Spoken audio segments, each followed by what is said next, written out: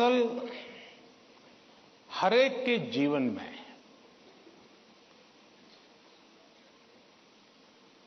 अपनी स्थिति से अतिरिक्त ऐसी बहुत सी चीजें होती हैं जिसको उसे मैनेज करना पड़ता है। जो उसने सोचा नहीं वैसी चीजें व्यक्तिगत जीवन में भी आ जाती है, परिवार जीवन में आ जाती है, और फिर उसे भी संभालना पड़ता है। अब एक नेचर ऐसा होता है कि भाई बहुत बड़ी आंधी आई है, चलो कुछ पल बैठ जाए, निकल जाने दो। कुछ संकट आया है, नीची मुंडी करो यार, समय जाएगा। शायद ऐसे लोग जीवन में कुछ अचीव नहीं कर सकते। मेरी प्रकृति है और जो मुझे काफी उपकारक लगी है, मैं हर चुनौती को चुनौती देता हूं।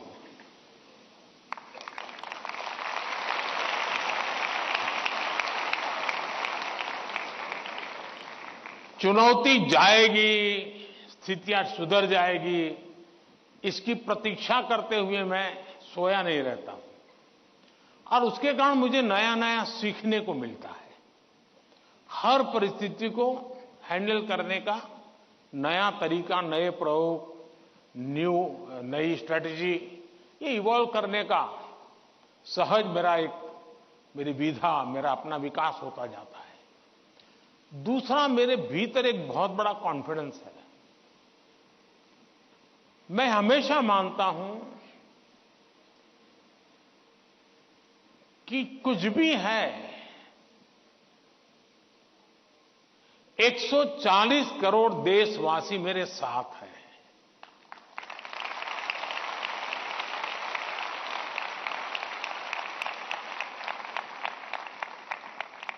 अगर 100 मिलियन चुनौतियां हैं तो बिलियंस ऑफ बिलियन समाधान भी है। मुझे कभी नहीं लगता है कि मैं अकेला हूं। मुझे कभी नहीं लगता है कि मुझे करना है। मुझे हमेशा पता होता है मेरा देश सामर्थ्यवान है,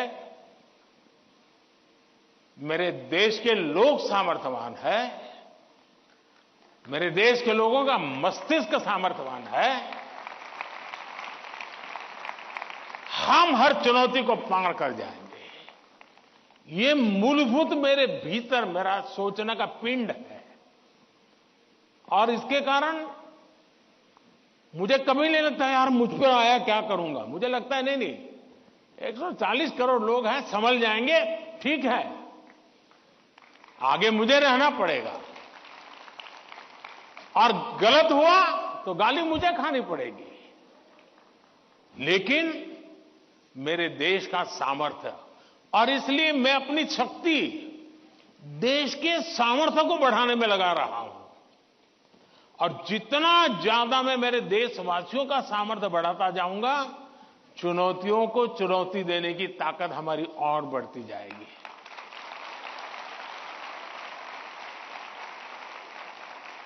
अब हिंदुस्तान की हर सरकार को गरीबी के संकट से जूझना पड़ा है। हमारे देश में संकट है ही है, लेकिन मैं डर करके बैठ नहीं गया। मैंने उसका रास्ता खोजा, और मैंने सोचा कि सरकार होती कौन है जो गरीबी हटाएगी। गरीबी तो तब हटेगी जब मेरा हर गरीब तय करेगा कि अब मुझे गरीबी को परास्त करना है। अब वो सपने ही देखेगा तो होगा कि नहीं होगा। तो मेरी जिम्मेवारी बनती है कि मैं उसके सपने को पूरा करने के लिए सामर्थ्यवान बनाऊं, उसको पक्का घर दे दूं, उसको टॉयलेट दे दूं, उसको शिक्षा की व्यवस्था दे दूं, उसको आयुष्मान योजना का लाभ दे दूं, उसके घर से नल पहुंचा दूं। अगर मैं ये चीजों से जिसको रोजमर्रा की जिंदगी से उसको जूझना पड़ता है, अगर मैं उससे उसको मुक्ति दिला देता हूं, उसको एम्पावर करता जाता हूं, तो वो भी मानेगा अब गरीबी गई, अब मैं इसको मारूंगा। और आप देखिए, इस मेरे 10 साल के कार्यकाल में देश में 25 करोड़ लोग गरीबी से बाहर आए हैं। अब यही चीज और लोग भी तो जैसे बिताया, मैं भी बिता देता। और इसलिए मेरी कोशिश रहती है कि हम देश की शक्ति पर, देश के संसाधनों पर भरोसा करें। जब हम इन सारी चीजों को देखते हैं तो कभी हम अपने आप को अकेला महसूस नहीं करते। जी, मैं क्या करूं, मैं कैसे करूं, अरे मैं तो एक चाय बेचने वाला इंसान, क्या करूंगा, ऐसे नहीं सोच सकता हूं। जी, मुझे पूरा भरोसा होना चाहिए। और इसलिए पहली बात है कि आप जिनके लिए कर रहे हैं उन पर आपका अपार भरोसा।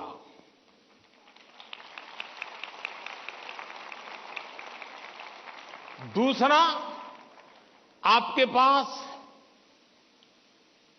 निरक्षीर का विवेक चाहिए।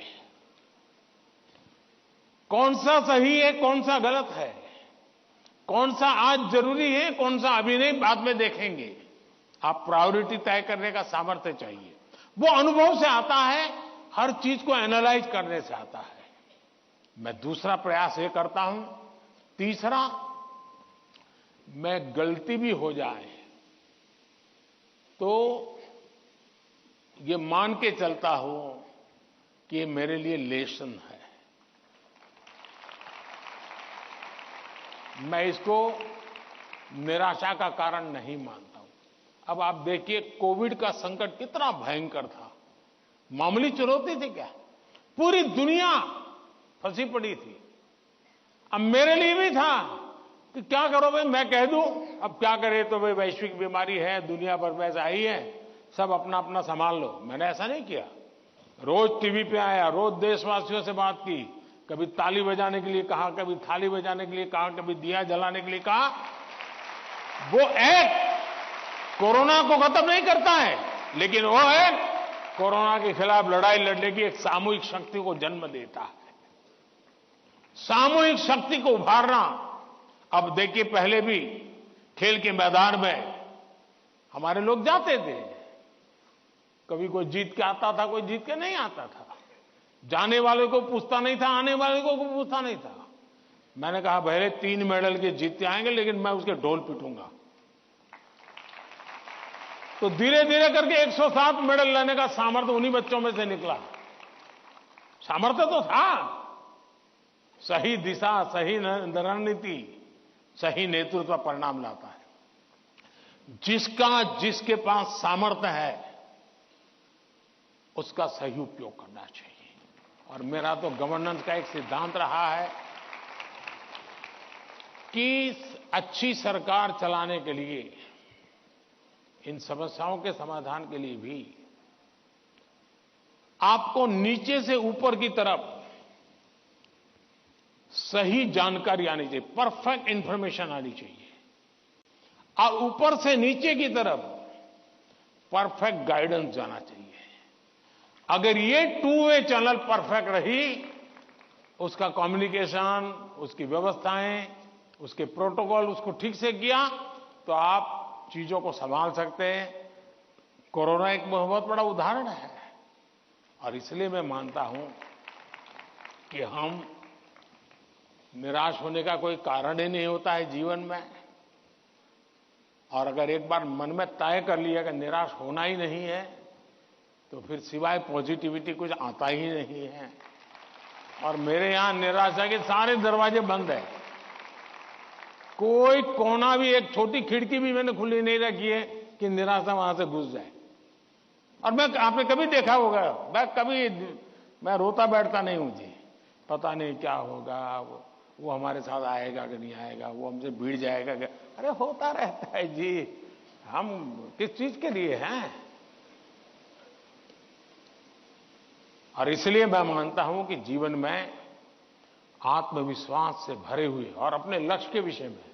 और दूसरी बात है, जब कोई निजी स्वार्थ नहीं होता है, खुद के लिए कुछ करना तय होता है तो निर्णयों में कभी भी दुविधा पैदा नहीं होती है, और वो एक बहुत बड़ी अमानत मेरे पास है। मेरा क्या, मुझे क्या, इससे मेरा कोई लेना देना नहीं है। सिर्फ और सिर्फ देश के लिए करना और आपके लिए करना, ताकि आपके माता पिता को जिन मुसीबतों से गुजरना पड़ा, मैं नहीं चाहता हूं कि उन मुसीबतों से आपको गुजरना पड़े।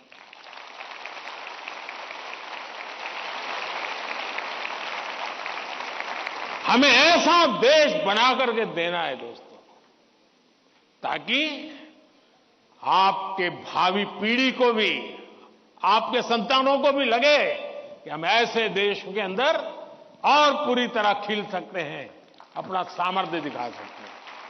और ये हमारा सामूहिक संकल्प होना चाहिए, ये हमारा सामूहिक रिजॉल्व होना चाहिए, और परिणाम मिलता है। और इसलिए साथियों, जीवन में पॉजिटिव थिंकिंग की बहुत बड़ी ताकत होती है।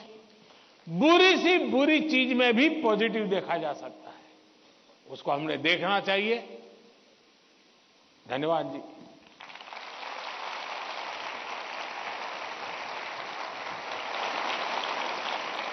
पीएम सर, आपने अत्यंत सरलता और सरसता से हमारे सभी प्रश्नों का समाधान कर दिया। हम, हमारे अभिभावक और शिक्षक सदा आपके कृतज्ञ रहेंगे। हम सदा एग्जाम वॉरियर रहेंगे, वॉरियर नहीं। धन्यवाद माननीय प्रधानमंत्री जी। हो गए सारे सवाल? कुछ परिंदे उड़ रहे हैं आंधियों के सामने, कुछ परिंदे उड़ रहे हैं आंधियों के सामने, उनमें ताकत है सही और हौसला होगा जरूर। इस तरह नित बढ़ते रहे तो देखना तुम एक दिन, तय समंदर तक कम फासला होगा जरूर, तय समंदर तक कम फासला होगा जरूर। आप लोगों ने देखा होगा कि ये बच्चे भी जिस प्रकार से एंकरिंग कर रहे हैं, आप भी अपनी स्कूल कॉलेज में सब कर सकते हैं, तो उनसे जरूर सीखिएगा।